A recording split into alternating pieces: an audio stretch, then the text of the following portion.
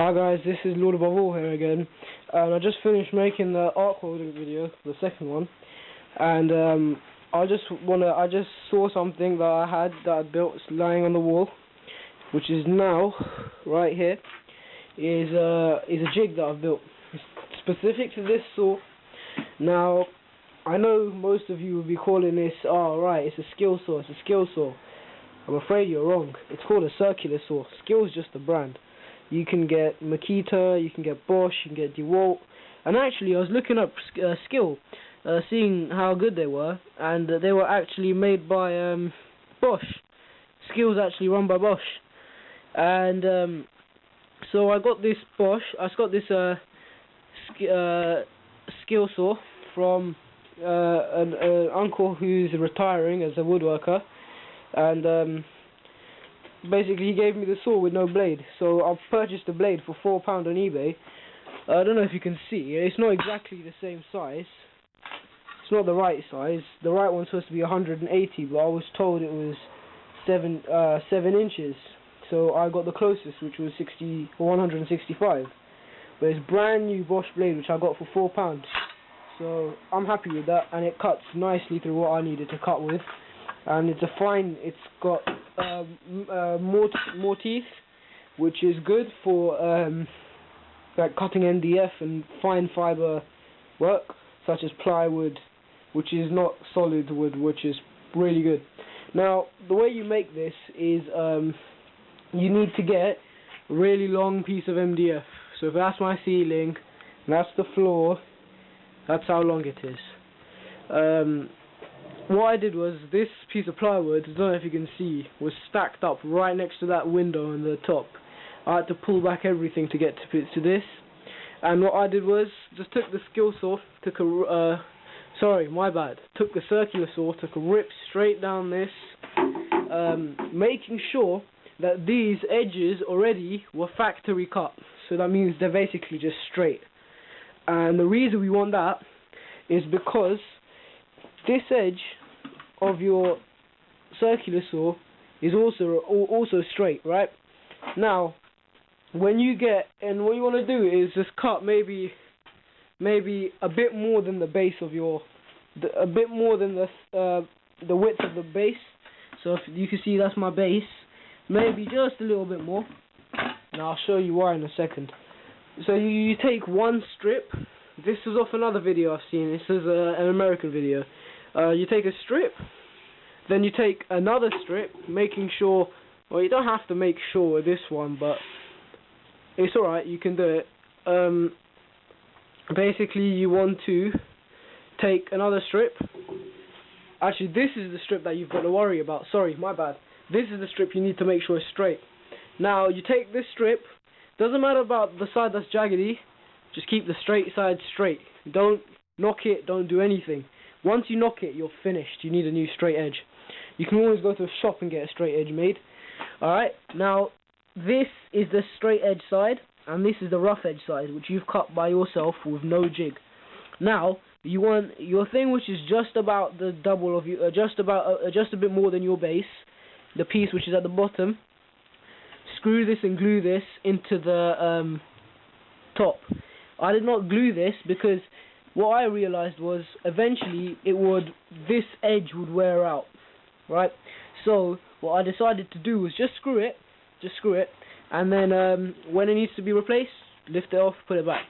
And I don't know if you've noticed the colour difference, but I did give this a couple of coats of this rough old wood stain. It's just as a quick wood stain, nothing major, not like you see. And gave it a coat of lacquer, so it gives it that smooth ride. Now, what you do is, once you've got that side, you'll notice that there's an overhang. So what you want to do is get your circular saw, and I don't know if you noticed, but the edge of the circular saw, so if I take it from the front, that edge, because the guard's in the way, so if I lift the guard up and push it, now when that edge is there, you'll see the overhang could have been, I think, up to there. So what I did was, what you do to get a perfect true edge is you cut straight along. Make sure you've clamped the straight edge down, and then you push directly along the edge, and then you pull across. Now what this does is it makes a straight edge. Basically it'll make a parallel edge compared to what this one was. So that wasn't straight. You haven't made a straight edge, my friend. So by doing that, you've just created yourself a straight edge. So now what you want to do is, say you wanted to cut maybe another long piece of timber. All I'd have to do now is line up the piece of timber with this edge. Now remembering that you have got that the blade isn't like gonna directly split it in half. It's gonna cut some of the middle out. It's gonna turn it into dust. So take an account of the blade, which is, I think on this is 1.5. But if you don't care, then if you put the side you want to keep on that side, on the other side, on the left hand side of this, that's alright.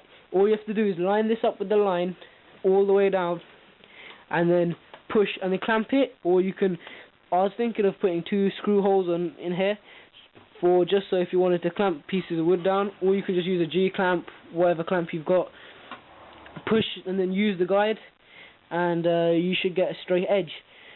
And this is really effective. Like I don't know if people know, but I'm into my bass, and I've been making quite a few subwoofer boxes with this, and it is really straight. But what I do suggest is just get a table saw. I'm gonna get this whole garage emptied out. I know it looks a bit of a dump, but there's a lot of expensive things in here. Partly being my dad's an engineer, but I have got tools in here which are going to be mounted, and it's going to be basically one massive workbench across there with bench mounted tools. So this won't really be needed as much when I get my table saw in, but until then this is going to really help me out. Now another thing is, just make sure that it's kind of smooth. Like here there'll be a lot of friction, but here, because it's lacquered, it's really smooth. And the wood stain just makes it look nice. It just makes it look nice when you turn up at a job. You don't look like a bit of an idiot. I'm just going to show you the underside. Nothing special. Oh yeah, the screws I found in the beginning were too long. I just had them lying around. I think they were out of an old subwoofer box, which I just mullered, just smashed it. And yeah, so they were too long. I was going to grind them down with a grinder underneath, but I ended up finding a full box of just perfect screws. And yeah, but I had to sand it off because it came out. So I sanded off all the wood chips and just gave it a coat of varnish. It's pretty alright. I'm not really worried about the underside. It's still smooth, because remember, you also want this side to be smoother. That's going to rest against the workpiece. So if that was rough and had splinters and you're risking scratching maybe like a kitchen worktop or something, well, you can use this for kitchen worktops as well, which is also a good thing. It's universal, and this is the kind of thing you want when you're out and you don't have access to your table saw. This is the kind of jig you need. So I hope this helped, and I hope you've learned how to make yourself one. It's pretty simple. If you think I didn't explain it very well, just have a look at the video, just look at the actual thing and just make it up yourself. Just all you have to remember is this side, this little lip here must be straight. If not, then you haven't made yourself a straight edge. Because basically the principle is your saw rests against there and it cuts its own line. Now if this is straight, it's going to cut a straight line as long as you're pushing against the edge. And there you go, that's your principle done. You can paint it, you can do what you want with it. But I had some varnish lying around, so why not? Lord above all, thanks.